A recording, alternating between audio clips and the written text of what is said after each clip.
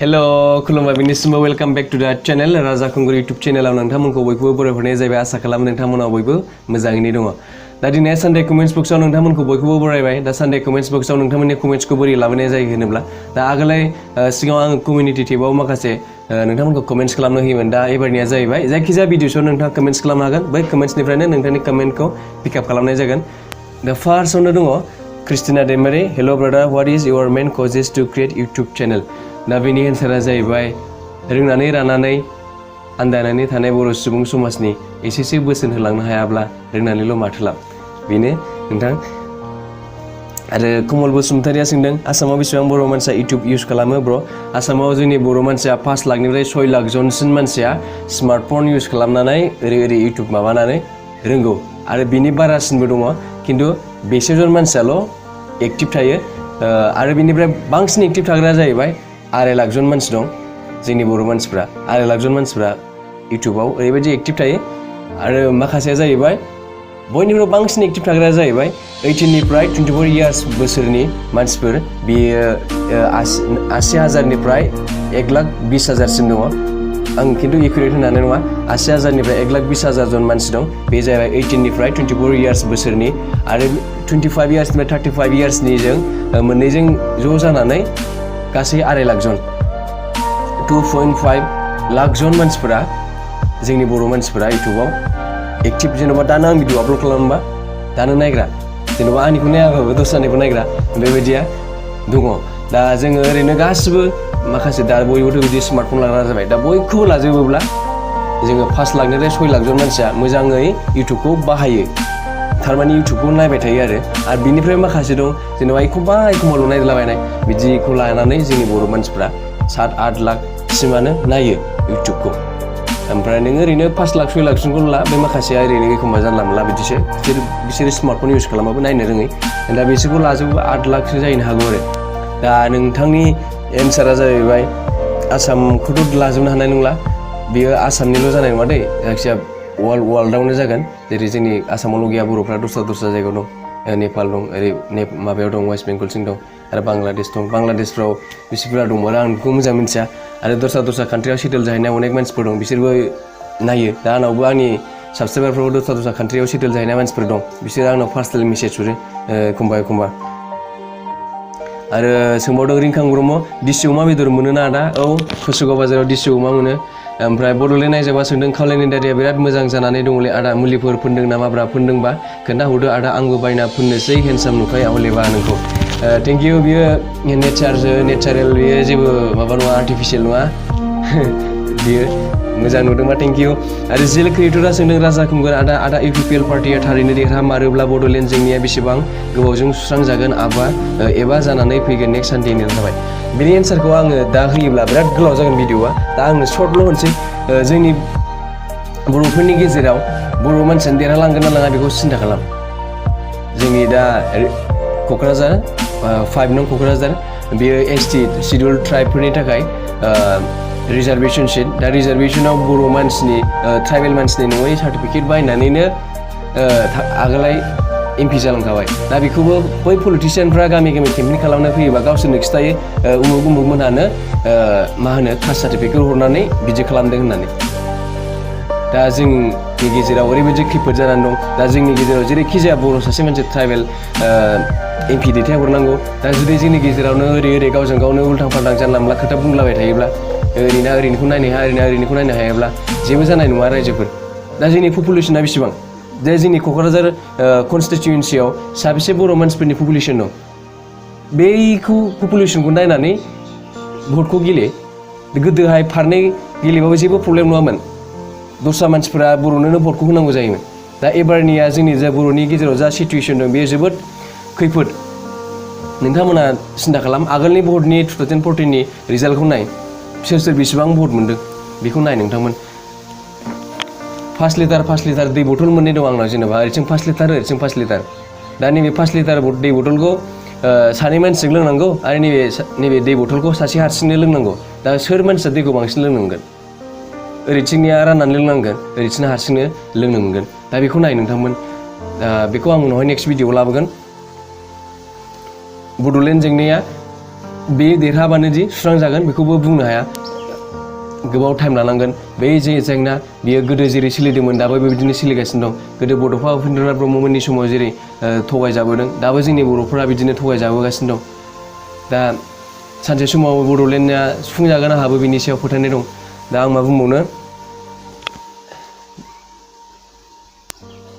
जेखि जाया जोंनि बर' मानसियानो देरहालांनांगौ आरो जोंनि बड'लेण्डनि जेंनाया सुस्रांजानांगौ बेनो आरो एन्ड्रियास बसुमतारिया सोंदों आदाया ख्रिस्टियान नामा आङो ख्रिस्टियान नङा फंबाय आङो हिन्दुसो आरो सर्क बसुमतारिया सोंदों ब्र माबायदि भिडिअ'आव कमेन्टखौ रिप्लाइ खालामो आं ब्र'नियाव कमेन्ट होयो बाट आदानि रिप्लाइ मोना स' बेखायनो सोंदों ब्र' गाज्रि मोननाङा आदा प्लिज एन्सार मी आदा राजा बुंगोन नोंथाङा जायखिजाया भिडिअ'सावनो कमेन्ट्स खालाम होमबानो नोंथांनि रिप्लाइआ फैगोन आरो प्रमिला बर'आ सोंदों माबे डिस्ट्रिक्टनि बाजारमोन आदा नोंनि भिडिअ'खौ आं मोनफ्रोमबो नायो मोजां जायो फारुखौलाय माजों जायामोन फारुखौलाय बे बाजारा क'क्राझार डिस्ट्रिक्टनिमोन कुसुगाव बाजार ओमफ्राय थेंक इउ आंनि भिडिअ'खौ नायनायनि थाखाय बै फारुखौ हांनानैसो जादों ओमफ्राय फारौ मानै लाबोदोंमोन नालाय मासेखौ अनलाजों जादों बै हांनायनि भिडिअ'आ दंखायो नोंथाङा नुवाखैला नायदो ओरै सिगाङाव दं एसे दा मैया दाख्लैसो आपल'ड खालामदों ओमफ्राय गलमाल बिथिङा सोंदों माथो आदानियाव एडआ जोबोर बुरजा फैबाय माथो दा आदा बेया बेसेबां इउटुबनिफ्राय रांखौ बाहायनो मोनखो आदा अननानै खोन्थाहरलाय इउटुबनि आर्निंसआ बारा बुरजा जाया एडआथ' फैयो बुरजा फैगासिनो दं आंनाव आंनि चेनेलाव दा बैखौ आङो नोंथांमोननो प्रुफखौनो देखायसै फैसाया दाख्लि 21 तारिखआव हरबाय आमेरिकानिफ्राय दा नै दा इन्डियाआव एसे डिले जाबाय दा हलिनि बन्द' दिनैबो सानडे आरो मैयाबो सेटारडे दाख्लैबो हलि दा 5 डेससो लाबावगोनदां जायखिजाया 30नि सिगां फैनो हागौ आंनाव फैसाया नैबे दाख्लि मान्थनिया इउटुबनि फैसाया बारा नङा फंबाय सानसेयाव 1 लिटार बा 2 लिटार थाव सोनानै गिदिंबाय दानो हायो मास मोनसे बेसे थाव सोनानै एसेल' जायो बे फिसा फिसौ जों जाम्बा जाम्बाफोरनि चेनेला बारा बुरजा आर्निंस खालामनो हाया ओमफ्राय किंस्टन मिउजिक मेल'डि इन बड'लेण्ड हेल' ब्र' चेनेलखौ खुलिबा सानफ्रोमबो भिडिअ बानायबाय थानांगौ नामा बे चेनेलखौ खुलियोबा सानफ्रोमबो भिडिअ बानायनाङा बे नोंनि सायावसो नों बेसेबां भिडिअ आपल'ड खालामनो हायो जास्ट नों एक्टिभल' थानांगौ आरो मोनसेया जाहैबाय चक्र बसुमतारी आदा आंबो नोंसोरबायदि सासे मोजां इउटुबार जानो गोसोथार नाथाय दाबो इउटुब चेनेल खुलियाखै बिकज आं जेबो मोनथिया मारै इउटुबनि बागै अननानै एसे खोन्थानो हागोन ना आदा इउटुबनि सोमोन्दै प्लिज आदा एन्सार मी आदा राजा बुंगोन चक्र बसुमतारी नोंथाङा इउटुबखौ खेबसेनो बुजिनाय नङा दा नोंथाङा आं माखासे स्टेप वाइस दाख्लिनिफ्रायनो खिन्थाबोगासिनो इउटुबा मा इउटुबा बोरै सोलियो इउटुबार जानोबा मा रोंनांगौ बेखौ सिगां भिडिअसआव खिन्थाखांबाय नोंथाङा सिगां भिडिअसआव थांनानै नायदो आं स्टेप वाइस खिन्थालांजोबगोन गासिबो नेक्स्टआव सोंदों एलबि क्रिएसन हे ब्र' आं बर' फ्रम डिमाकुसि नोंथांनिसिम आंनिफ्राय साबायखर मानोना नोंथाङा बर' हारिनि बर' सुबुंफोरखौ एसे एनै नलेज होनो हानायनि थाखाय लोगोसे मोनसे कुइसन नोंथाङा उनाव हारिनि थाखाय इउटुबनि गेजेरजों मा रेगा गालांनो सानदों बर' बिमानि रावाबो ओरैबायदि गिदिर ओरैबायदि गोदै ओरैबायदि गोथाव दा बे रावखौ जोङो रेसपेक्ट होयोब्ला जों बे रावजोंनो साक्सेसफुल जानो हायो जों बर' रावजोंनो UPSC एग्जामखौ लिरनो हायोब्ला आरो जोंनि बर' रावा जाहैबाय मा होनो 8th शेड्युलनि बे कनस्टिटिउसनाव जा एक्सेप्टेड लेंगुवेज दा बै लेंगुवेजखौ नोंथाङा जुदि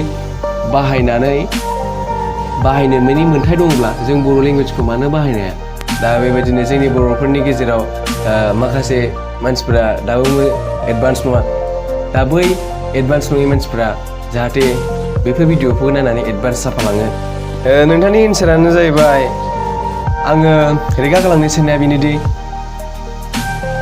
बर' रावखौ फोथांनानै लाखिनाय बै समावनो देनांहाय सोरबा गथ' उन्दै जेनेरेसनफोरा नायोब्ला नुगोन बै समावनो राजा खुंगुरा बर' रावखौ बाहायनानै इउटुबाव साक्सेसफुल जानो हादों होननानै बैसोरो थुलुंगाखानाय मोनगोन जोंनि बर' हारियाबो जोंहा बर' हारिया राव दं हारिमु दं गासिबो दंजोबो दा बै रावा जोंनियाबो कनस्टिटिउसनेल एक्सेप्टेड लेंगुवेज दा बै रावफोरनि थाखायनो जोङो UPSC एग्जामावबो बर' रावजोंनो लिरनो हायो दा बैफोरबायदि बेसेन गोसा रावखौ जों बाहायोब्ला जों बांसिन जौगासारनो हायो होननानै आङो रेगा गालांनो सानदों बर' रावखौ आङो फोथांनानै लाखिनो सानदों दा बेनो नोंथांनि एन्सारा आरो मोनसेया जाहैबाय सोंदों RBC पं आदा नोंनि मोसानाय नायनो लुबैदों माब्लाबा आदानि डान्स नुनो मोनगोन नामा मालाबा नुनो मोनगोन नोंथां आगोलाय आङो मोसायोमोन दा मोसायो बिराद गोबाव जाबाय आङो पाब्लिकआव स्टेज पारफर्म खालामला आगोलाय खालामोमोन ओमफ्राय निरन्जन हाज'वारिया सोंदों मटिभेशनेल भिडिअ बानाय आदा आं मटिभेशनेल भिडिअखौ बानायनो सानगासिनो दं ओमफ्राय भिउस फैयिनि थाखायनो बानो ओंखारो आरो रामबिलास दैमारि आदसा बेकग्राउन्डनि आर'नाइखौ आंनो बैसागुनि गांसे हरब्रा मोजां नुदों थेंक इउ बे आर'नाइनि बेकग्राउन्डखौ मोजां नुदोंबा आगरखौ बे आर'नाइया गांसेबो आं बायनाय नङा अबेबा मिथिङाव मोनलाबायनायसो आगोलाय मेट्रिक पास जानानै अबेबा मिथिङाव मोनलाबायनायसो आं नोंथांमोननो बैसागुआव गिभ अवे खालामगोन दा इउटुबनि जा इनकाम दं बिनिफ्राय दा अनेक कुइसन दंमोन दा बेखौ लाबोजोबनो हाया नोंथांमोन गाज्रि मोनना दा दिनैनि भिडिअखौ बेयावनो फोजोबनोसै सर्ट आरो सिम्पल जाबाय नोंथाङा जुदि आंनि चेनेलाव गोदानब्ला चेनेलखौ साबस्क्राइब खालामनानै थांदो आरो साबस्क्राइब खालामखानायबा जेबो खालामनाङा नोंथाङा लाइक होनानैल' थांदो आरो साबस्क्राइब खालामखानाय जुदि साबस्क्राइब बटनाव थुफ्लांबा बे आनसाबस्क्राइबसो जागोन दा साबस्क्राइब खालामग्रानि ओरैखाय ओरै घन्टा दङ बा बेलाव ओरै थुनानै होदो जै बाहाय थुबाय होनबाथाय आं जेब्लानाखि गोदान भिडिअ आपल'ड खालामगोन होनबाथाय नोंथांनाव डाइरेक्ट टिं टिं होनना नटिफिकेसना सहैगोन गोजोन्थों बयनिसिमबो नेक्स्ट भिडिअ लोगो मोनफिनगोन माबाफोर आङो गोरोन्थि बुंफ्लांब्ला नोंथाङा निमाहा होदो गोजोन्थों बयनिसिमबो